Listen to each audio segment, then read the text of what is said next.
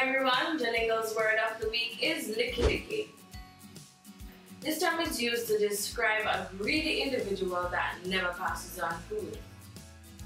This is also someone who is constantly begging, but they are not homeless. Licky is in no way a sexual term. You may hear this term being used in a situation such as this. John Licky, everything you see me with him beg me please. This actually means that John is such a beggar. Everything he sees me with, he asks me for it. A second example for Licky, Kevin Licky, every food we pass him he want for himself. This means Kevin is so greedy. Every food passes his eye, he wants it.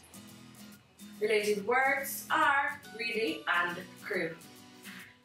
Remember to download the exclusive JaLingo app from the iOS App Store if you want to see more words, proverbs, or expressions. Also, click on the download links in the description box below. Thanks again for watching and have a great day.